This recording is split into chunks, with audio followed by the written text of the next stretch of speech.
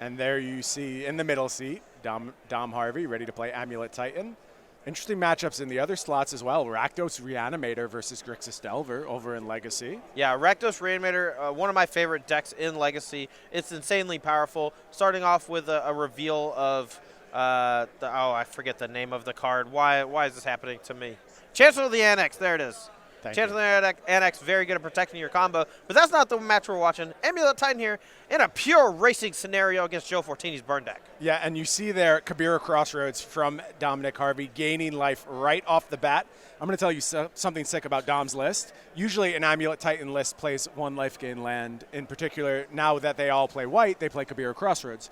Dom has 3 life gain lands in his deck. No way. Yes, he does. Come on. That was his big innovation. He wanted 3 life gain lands. His big innovation. Smart guy. Yep. Over here just gaining some life. And those it's are looking pretty good right now. Those are burned. main deck. That is a main deck. 2 copies of Radiant Fountain, 1 copy of Kabira Crossroads. So as you see, Goblin Guide is doing its thing.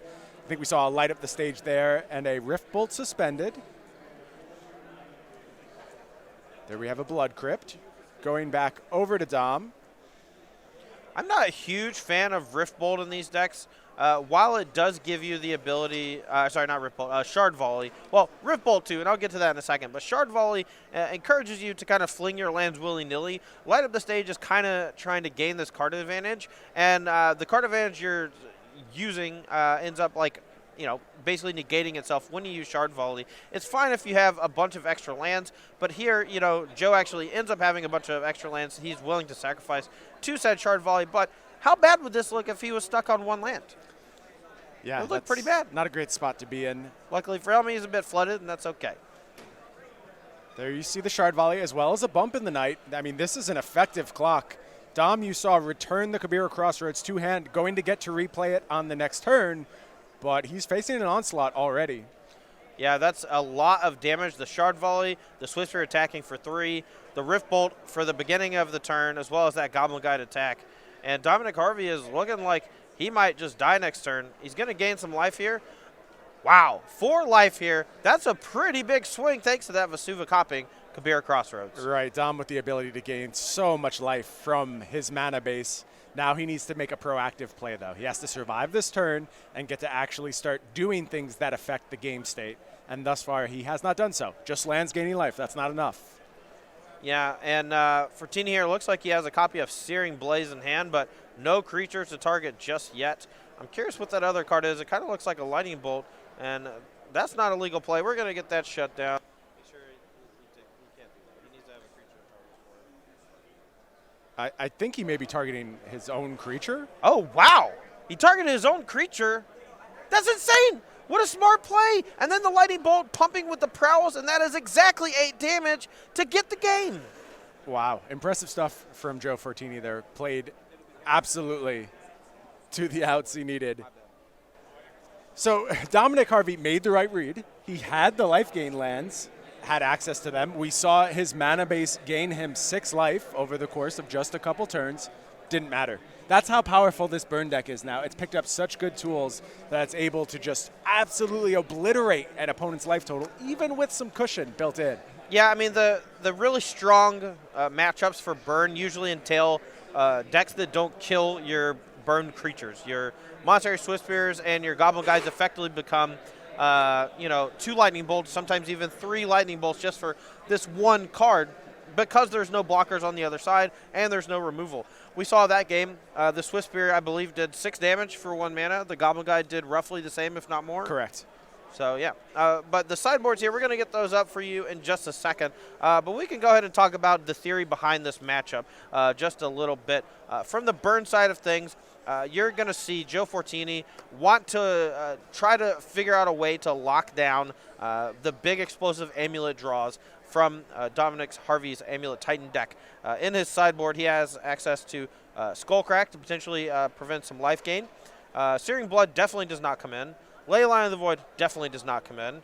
Surgical Extraction, again, not coming in. Grim Lavamancer, also not coming in. It's just Skullcracks for Joe Fortini, and he's going to have to get rid of some of the dead cards. It'll be interesting to see if he keeps in something like the Searing Blaze. Essentially, only targets should be the really small mana creatures that this deck typically plays. Yeah, Dom doesn't have any of those, though. He does not have the secure Tribe Scouts. But I don't know if Fortini knows that. Most of these Amulet Titan decks play Secure Tribe Scout. They play, Azusa Lost But Seeking. And while Dom actually has, one Azusa Lost But Seeking, he's way more so relying on Wayward Swordtooth and Trinket Mage to do some of the heavy lifting in the early turns, and then relying on his spells to let him play extra lands like Explore. Yeah, Dom with just a wild deck list. I will tell you that I think Dom was probably disappointed to lose this matchup. On the Amulet side, you generally are happy with your burn matchup. If you do your thing, they cannot kill you. Now, that being said, a lot of my experience with this matchup does come pre-Ravnica Allegiance, where this deck got some very powerful additions. So maybe that just doesn't hold weight anymore, and maybe that's why we see Dom adding more life gain to his sideboard.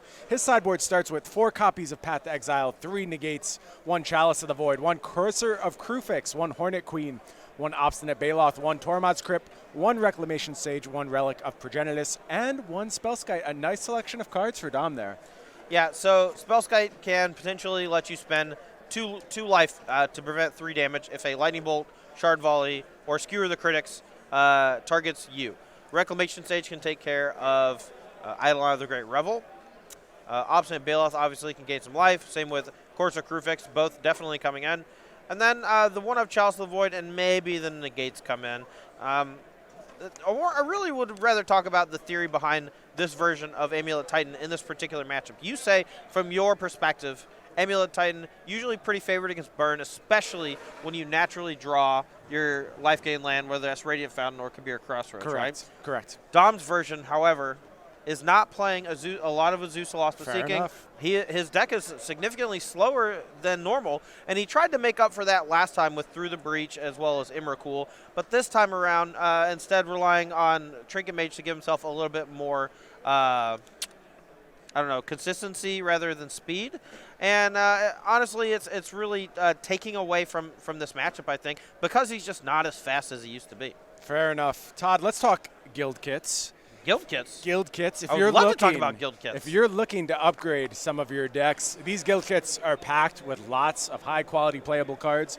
I know you're a Commander fiend. There's great upgrades for your Commander decks. In all of these, I think that the Golgari one has hits like Deathrite Shaman, powerful cards across each and every one of the guild kits. What's your favorite guild, Todd? Are you joking? Just tell the people what your favorite guild is. Is it? What a surprise. Todd the Experimenter. I know, no one would have ever anticipated that. So me personally, I think I fall in the Orzhov camp. Nah, you're a Simic guy. You think I'm a Simic guy? Well, you're not a traditional Simic guy. You are more of the theory behind Simic, which is experimentation at all costs. Well, if you want to check out these guild kits, go check out go.starcitygames.com/GK2. Of course, short for Guild Kit.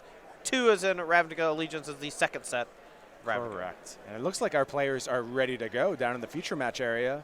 Dom's going to be on the play this time. That is very useful when you're facing down the burn deck. Let's see what he has to lead with. Yeah, we got some updates from the back tables. Brandon Dempsey's Rakdos Reanimator deck takes down Game 1 against Tarek Patel's Grixis Delver. Not surprising in my book, but after Sideboard, Grixis Delver does get access to a little bit more tools like Surgical Extraction, while Omar Beldon with his Sultai Climb deck takes Esper Control up a game from Dominic Harvey and Tarek Patel's side. So you saw Dom lead with a Colony Garden, an important card in this matchup. It can hold off an attacker on a very key turn. All those little points matter where you just need to survive long enough to deploy your Primeval Titan, and that generally locks up the game. Over on the burn side, we do see a turn 1 Monastery Swiftspear. It'll be interesting to see if it does as much damage as the last Monastery Swiftspear did. But Dom has gone and used his Ancient Stirrings to get a Amulet of Vigor, one of the namesake cards for this deck, of course ensuring that any future tap lands will instead untap when they come into play. Right, and that's really where the strength of the deck lies, the explosiveness. When you have Amulet of Vigor on the battlefield, a Primeval Titan gets 2 lands tapped normally, but them coming into play untapped lets you get Boros Garrison as well as Slayer Stronghold, and that ultimately lets you give it haste and do it all over again, this time with Double Strike and Sunhome Fortress of Legion. Here we see a bump in the night from Joe. It's going to bring Dom to 16. He's going to go ahead and attack with the Monastery Swiftspear. Dom says it's time to cash in that plant token, makes a block, keeps his life total at 16.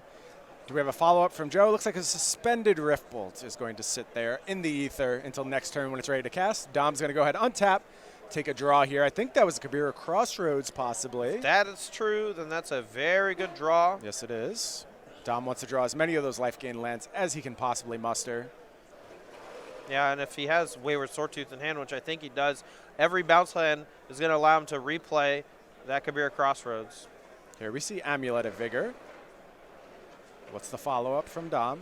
So he has 1 mana floating, so if he plays a bounce land here as land for turn, he has to return it, but it allows him to play this Wayward Swordtooth, and he still has 1 more land to play. Yep, very nice sequencing from Dom. You see he's going to go ahead and replay the Colony Garden, getting another blocker for the Monastery Swiftspear here.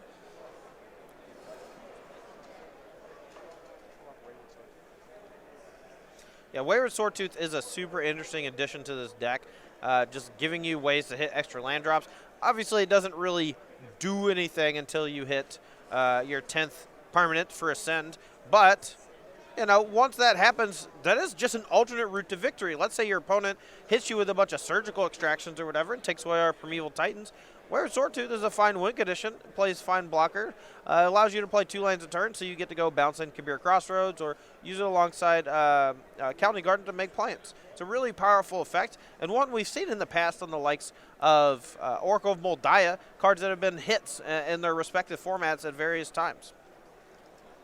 Yeah, and the Amulet deck has a tendency to get wider than you would expect. It is capable of hitting that threshold for City's Blessing a little bit ahead of curve. Now, granted, there's a lot of bounce lands and stuff going on, so you generally don't have as many lands in play as most decks. That's true. But there's weird stuff like plant tokens, like Amulets of Vigor, that do allow it to sometimes hit that threshold before you would expect it to. I think a slight mishap here from Joe Fortini, perhaps not realizing the Wayward Swordtooth, unable to block. Goes upstairs with a Lava Spike and does not send in, leaving that plant token to sit. Yeah, this is not a card modern players are particularly used to playing around, and I think just unfamiliarity may have caught Joe there. Now, Dom played a Kabira Crossroads. Joe had response. That points me to Skullcrack here. I think he's going to negate the life gain of this Kabira Crossroads, or at least attempt to. Yeah, I mean, this is a great start for him to get out of this, so to speak. Being able to Skullcrack to prevent that 2 life gain. Dominic, however, still has 1 land that he can play for the turn, thanks to that Wayward Swordtooth. And if he has something like Explore, well, actually, no, the Skullcrack keeps it for the rest of the turn, so never mind. Right. Yeah, it's going to shut down the rest of this turn, but Dom can still look to improve his board position and maybe get some inroads to playing defense. It'll be interesting to see if next turn Joe recognizes that he is not vulnerable to that Swordtooth, although it looks like a new creature is going to enter the battlefield on Dominic's behalf. He's going to go get a Primeval Titan. You know what that means. Yep. What does it mean? There's our Boros Garrison. That means it's go time, Todd. Okay. The Boros Garrison already on the battlefield, but thanks to the 1 copy of Vesuva, he can go get Slayer Stronghold, as well as Vesuva, and copy the Boros Garrison, untapping, giving that Primeval Titan haste, allowing it to attack again for a huge chunk of damage. Unfortunately for Dominic, I think he's a little short of lethal here. We're going to see what happens. Yeah, who knows what Dominic, who knows what his deck is capable of. There could be some kind of unpredictableness in there, but I don't think so. I think he is going to pass on lethal, just trying to probably get a nice little attack in here, get some more lands. There you see the Slayer's Stronghold and Vesuva. They're going to both untap due to Amulet of Vigor. He's going to give the Primeval Titan plus 2/0 Vigilance, key part of the equation there for the Primeval Titan deck. And haste, and also this is going to bring City's Blessing online as well once this Titan actually attacks. Yeah, currently it is not quite City's Blessing, so this Wayward Swordtooth is not going to be able to attack this turn. I think that Dominic's going to settle for a swing for 8, trampling, generating a bunch of advantage. Perhaps even here getting something like Talaria West plus Simic Growth Chamber, and then transmuting for a Pact of Negation to make sure that he doesn't die to a burn spell. But with the Summoner's Pact triggering next turn, that's not really a great option. He has to spend a lot of mana next turn already, and that will, I don't think he can actually pay for it. No, he won't be able to do both. He can only pay for the Summoner's Pact. Pact of Negation not going to be an option for Dominic here. It'll be interesting to see what lands he wants to get. I think he needs to just survive the next turn, and he will win. But that is not a guarantee. There's no guarantee he makes it through the next turn. That Skullcrack really, really timely from Joe. Yeah, absolutely. Joe has 3 mana. I know he has a Searing Blaze in hand, but he doesn't necessarily have the land to use it. And I don't think he has any 4-point damage spells here. And with a Primeval Titan blocking that Mossberry Swift Spear, I think he might be in a little trouble. I think his only real out is light up the stage. Right. I think you're exactly right. I think he needs to have damage spell, light up the stage, and can then chain things that way. It also has to be a 1-mana damage spell. I mean, maybe there's actually no, if he has Searing Blaze, there may not be a configuration that works for him. Well, it looks like he has Shard Volley, Searing Blaze, and Lightning Bolt. That's not going to do it. And I think when Dom gets the turn back, he's going to be able to gain enough life or either outright kill Joe that he'll be able to be protected and send this to a game 3. Let's see what happens here. Don't want to get too far ahead of ourselves. We know anything can happen. Players don't know what's in each other's hands. Dom may choose to play it safe. Yeah, it's always frustrating as a burn player to be able to get your opponent to 1, but not quite seal the deal. But I think that Dom has this one wrapped up from here. Just make sure, though, we're going to take it slow. We're going to make sure that there are no outs from Joe Fortini's side. Joe's just going to go ahead and pass back the turn. See if Dom can remember to pay for the Summoner's Pack. I was going to say that was the out. That's always the out. Summoner's Pack trigger was the out. Always the out, for sure. It's important to note here, Dom actually did bring in that Reclamation Sage. Definitely a nod, not only to main deck Eidolon of the Great Revel, but also potential Sideboard Ensnaring Bridge, which occasionally pops up and really locks down your ability to win the game with Primeval Titan. Yeah, I think it's actually a key card in this matchup. It looks like Dominic is going to go for the win here, based on what I'm seeing him do. Going to go get Pact of Negation. Let's see what the follow-up is.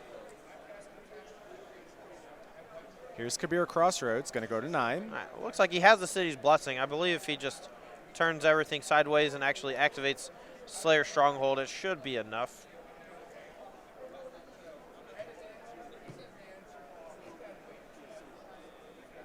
Oh, I didn't even think about this play. Killing the Primeval Titan here before attacks.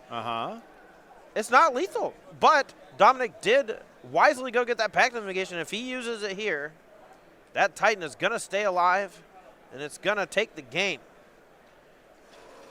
Perhaps if Joe had not played it tricky and had just killed the Primeval Titan before Dominic got to untap. Dom's going to let it resolve, though. Whoa. I mean, Joe has 1 card in hand. Dom's at 9 life. I think he's mostly safe. But I think he played with fire there. I really do. I think there was other lines to possibly take. I mean, he could fear a potential, like, removal spell from the open black mana, I guess. I mean, I don't know. Name me one. Murderous Cut. There it is. That's the one. Wow, you did it. Congrats. I don't know. Yeah, you caught the tater. You got him. I'm trying to pull this one together and figure it out. I mean, he's just playing it ultra safe, right? Like, he has the Kabir Crossroads going alongside Wayward Swordtooth. You know, he feels like the Pact of Negation may be better served to guarantee a win in the longer term. Whereas, you know, honestly, Murderous Cut is a card that can really punish him there, and it exists, right? And it's something that this burn deck might actually want to play since they don't have access to Path to Exile. Yeah, and here you see Dom has the 2nd Amulet and the Pact, going to go get another Titan. I mean, there's no way this isn't the end of the game. It's just 2nd Amulet is pretty trivial. You're able to do basically whatever you want at that point. The world is your oyster. Although, are we still looking at 2 burn spells? We are, but not enough mana to cast them. It's a Shard Volley as well as and the Searing Blaze doesn't do a whole lot at the moment. Right. And I think Dom will recognize that. See, gaining more life from Radiant Fountain. He gets the Sunhome Fortress of Legion, can now give the Primeval Titan double strike. If he chooses, here's an attack. Go ahead and scoop him up, Joe. We're going to head to game 3. I think Dominic just wanted to have absolute safety there. I can't really fault his way of play. We identified a card that could potentially damage him. Yeah. He played around it, and that's what good players do. They find a way to never lose a game that they should have won. Right. So. I mean, the goal when you are that far ahead at all times should be worst case scenario. And without access to your opponent's deck list, this is obviously a new build of Burn, and people could go a number of ways. I mean, as we see right now, Fortini actually opting for 4 copies of Leyline of the Void and 2 copies of Surgical Extraction, really graveyard hate heavy. But number of those could very easily be Murderous Cut. When you said that out loud, it actually just kind of ticked because all of the Boros versions play like 3 to 4 Path Exile in the sideboard. And it seems like a pretty reasonable card to supplant in that spot when you can't actually play Path. Right. Well, one of the things also worth noting about these Nouveau burn decks is that they're just a ton of 1-drops. Yep. They have light up the stage. They see more cards, and that makes Murderous Cut even that more plausible. I wouldn't surprise me. I'm going to hunt down Dom after this game. Wouldn't surprise me if that was the card that crossed his mind there. Yeah, I mean, it's difficult to argue that Murderous Cut is going to be there in that spot, ever, because he threw 2 of his precious burn spells at the Primeval Titan. Very true. With his opponent at 7 life, he threw 6 points at the Titan, right? Okay. So at the same time, though, why not? If you have the game like 100% locked up next turn, your opponent has literally 1 card in hand. They're going to have 2 lands. They're going to be drawing a second card. You're going to be at 9 life with a Pact of Negation, with another Primeval Titan coming next turn to gain you more life. There's no reason to overextend, and there's no reason to randomly lose to a card that you might not even think about. There might have been some other card that we're just not even thinking about for 1 black mana that could have punished them in that spot. Well, let me add another wrinkle to all this analysis, and it's interesting, but also Joe didn't try and do that combination of burn spells on the Primeval Titan until Dom had already transmuted the Teleria West and gone and gotten the Pact of Negation.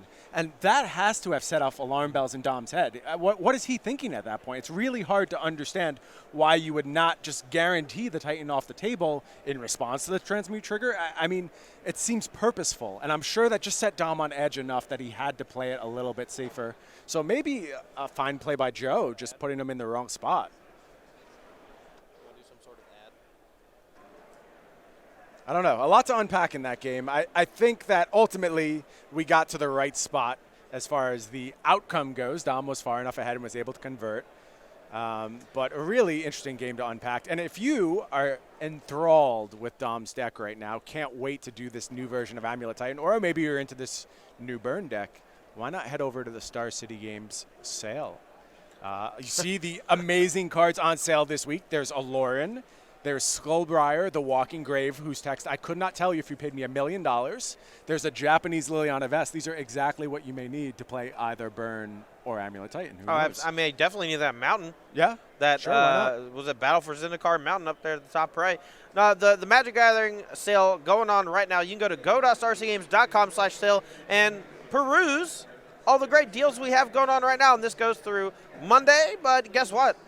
Next week, we've got another sale. Yeah, refresh the sale every cards. Single week, new cards every week. Always worth checking out. I always make sure first thing Monday morning I go and check out the sale. Looks like the players have drawn their openers.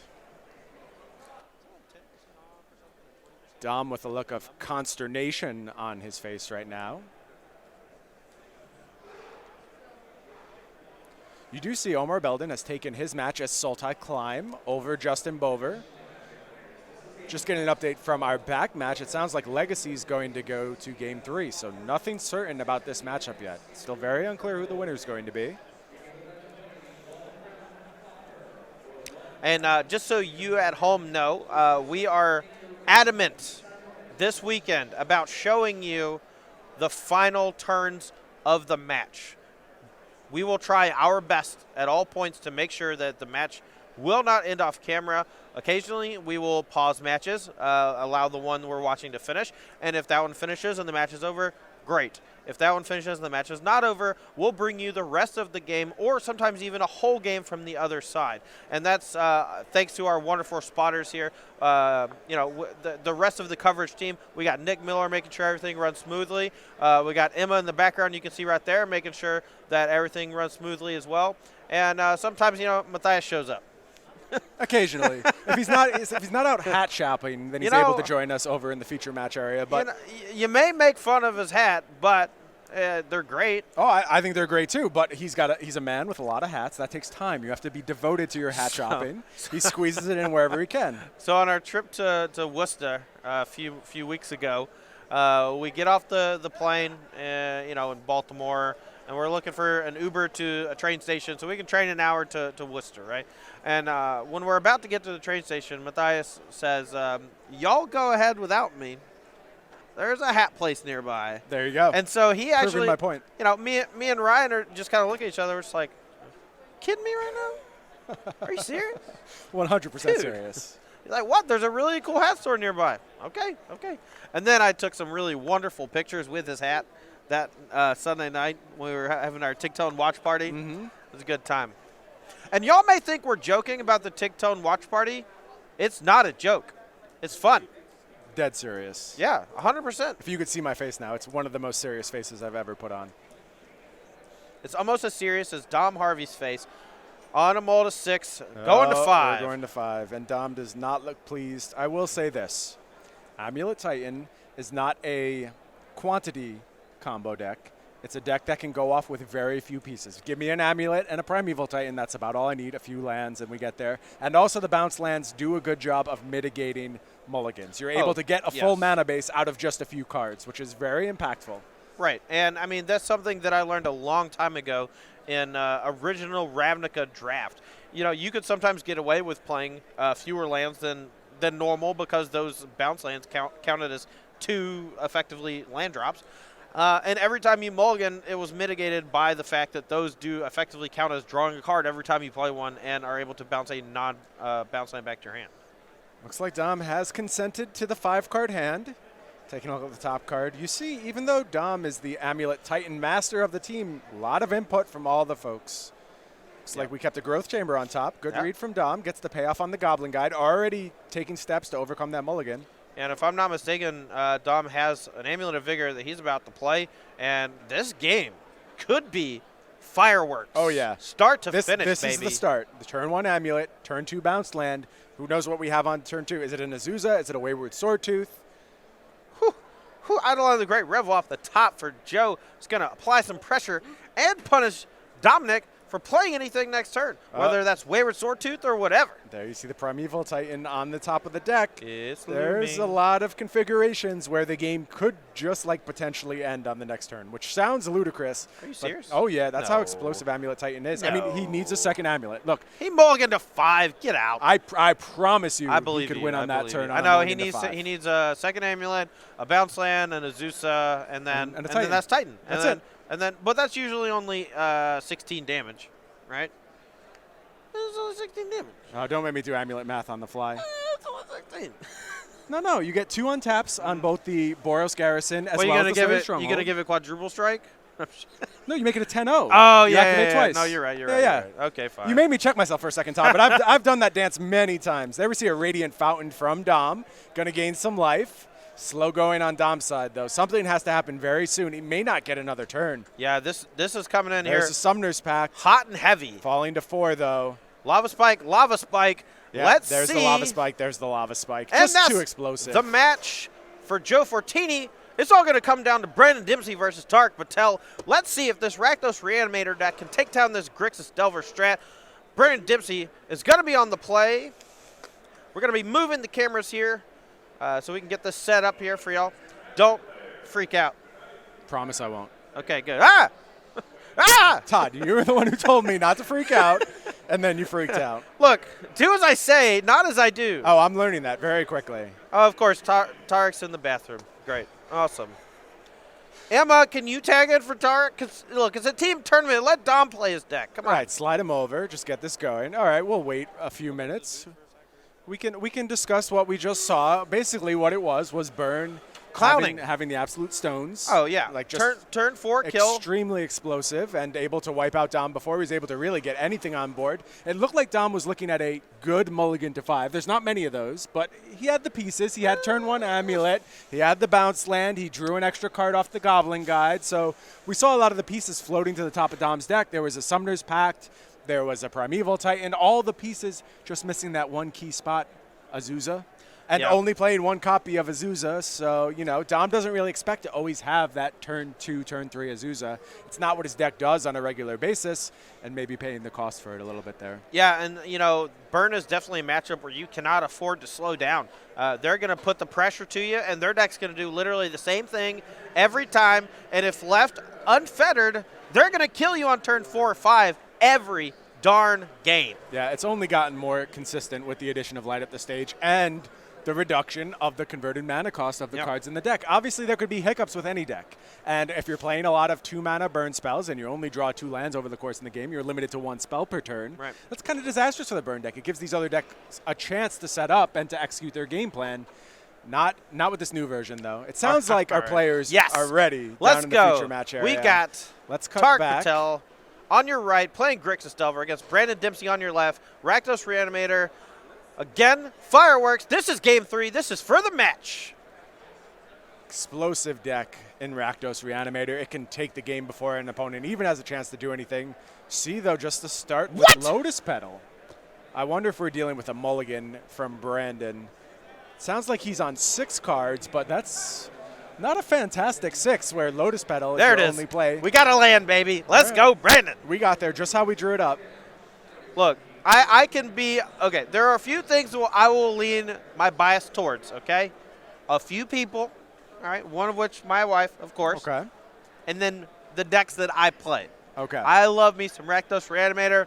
Brandon, you better show this fool. Let's go. Faithless Looting from Brandon. Going to look to deposit some of the goods in the graveyard. Let's see if Tariq has a response here.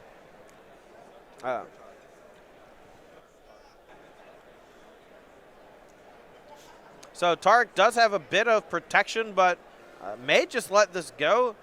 Brainstorm in hand, could dig for something like Force of Will. Personally, I love trying to hit those graveyard enablers from these decks. They're usually pretty heavy on their reanimation aspects. They usually play 11 or 12 of the reanimate or animate dead or what have you, whereas they only have roughly 8 of the Faithless Looting / Entomb effects. But with that Lotus Petal on Brandon's side, Day's not really doing it, and maybe you want to save Force of Will for something later on. Yeah, Tark had the Delver, I believe, in hand, chose not to play it, instead leaving mana up, then didn't do anything with that mana. Right, but that could also be a bluff, right? Of course. And this Reanimator deck can basically lock up the game on turn 1. Obviously, that was turn 2 for Brandon, but you could see why Tarek would want to play a little bit safer. Here we find a Wasteland. I don't think he's going to pass on this turn, and he is not. There's the Delver of Secrets, looking to get a clock on board. Yeah, it looks like Tarek does have a Daze, but no other protection. This Lotus Petal drawn from Brandon, if he could combine that with a 1-mana spell like Reanimate and pay for the Daze, or just cast that Dark Ritual in hand, he could bring back this Chancellor of the Annex and really put the needle to Tarek's deck. They don't really have a great answer for these large creatures other than a handful of Diabolic Edicts after sideboard. Correct. Possibly Murderous Cut one more time. Who knows? Yeah. Murderous Cut, the theme of this round, apparently. Here we see a second Lotus Petal. Now this is the turn for Dempsey. I thought, never mind, maybe he doesn't have it. Also interesting not dazing the Lotus Petal when it was played there. I think you can make an argument for fighting Brandon on his mana base. Perhaps, but if he goes for a 2-mana reanimation spell there, you need that Daze, yeah. Fair enough. Yeah, I think the upside is higher on just not dazing there for sure. Right. And then you snag both of the Lotus Petals and the spell cast. Correct. Powerful draw there from Tarek. We saw a Surgical Extraction enter his hand. Now I'm sad, because these are the games I lose when I play Rakdos Reanimator. You stumble a little bit, you mulligan here or there, and then your opponent plays a stupid Delver of Secrets. I shouldn't say that, because Delver of Secrets, we go way back. You know, it's a shame when friendships end like that, you know? Well, I know. All good friendships must come to an end at some point. Wow, cynic. Jesus. I don't know if you watched last week's cast, but we get dark here when I'm casting. We'll talk about all the endings. The only thing I watched from last week's cast were my 2 feature matches, sir, because I wanted to see what y'all said about my decks. Unfortunately, you and Jerry didn't get to commentate. We missed on the both madness. Because boy, would we have had some stuff to say. I'll tell you that. Oh yeah, about how amazing I played. Obviously, nothing but. And how great my deck was. That was my exact thought. Thank you for filling in. You're welcome. The viewers. You're welcome. So Tarek doing Delver stuff, fixing draws, building a mana base, clocking very early, as Delver has done since its initial appearance in the Legacy format many, many years ago. Been a staple since the beginning. shows no signs of going anywhere. Yeah, it was amazing how quickly players adapted to playing with Delver of Secrets and Legacy, and I'm curious if Pteramander is going to be on that same path. People are starting to realize that you can start to play more basic lands if you stick to 1 or 2 colors. You don't have to get so beat up by Wasteland. You're not as vulnerable to Blood Moon. And you have most of the same tools in 2 colors that you do in 3 because of the depth that Legacy provides. Yeah, very good point. So we saw just a pass from Tarek there. Here's an unmask from Brandon. Wanted to get a look at Tarek's hand, seeing if he can get rid of some key protection that Tarek might be leaning on. And Tarek's going to pass it over. It looks like 3 dazes. And 2 surgicals? Are you kidding me? Whew. That is a discard-proof hand if I have ever seen one, Todd. Yeah, and I'm sure Brendan really wished that that was a Cabal therapy right now. Right. Yeah, would have hit much harder. Man, that's going to be tough for this Rakdos deck to play through. I've seen wilder things. It can happen. It's going to require some perfect play and maybe a little bit of luck from Brandon, though. I think more so than anything, it's going to require a Cabal therapy immediately to take care of the dazes. Maybe another discard spell to take care of the surgicals.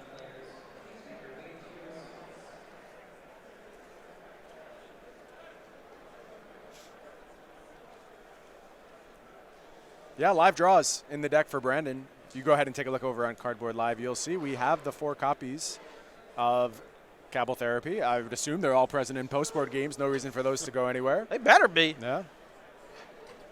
Let's see what Brandon can do. Meanwhile, Tarek's just putting the beats on, pondering, fixing draws, getting more gas, doing Delver stuff, basically. This is textbook Delver stuff. Yeah, I mean, you kind of slow roll them, right? You play a Delver of Secrets. You chip them here for 1 if you don't transform. Then you start hitting them for 3. And then you hit them with a Wasteland. And then you daze their next spell. And then you present them with multiple copies of Surgical Extraction in their graveyard-based deck like a jerk. No play from Brandon, just passing the turn back to Tarek. Delver continues to beat. Brandon's going to fall to 7. I see a Jace the Mind Sculptor in Tarek's hand. Not interested, doesn't need to. Another land there for Brandon. Looked like a swamp off the top. That may open up some options, but there's just a lot to deal with for Brandon right now before he can really move forward in any meaningful way with this game. All right, I'm going to tell you a sequence here that can potentially get Brandon out of this. Let's hear it. Maybe not with that Spell Pierce drawn. That one might be a little too much when combined with all that other disruption. But you start with a Dark Ritual. Okay. You cast an Exhume. In response, Tarek plays Surgical Extraction, takes away all of your Chancellor of the Annex. Womp womp. Except after the Surgical Extraction resolves, before your Exhume resolves, you can use the floating black mana from the Dark Ritual to cast Entomb. And then that lets you go get a Gristlebrand or what have you, or maybe an Elvish Norn. This sounds decent.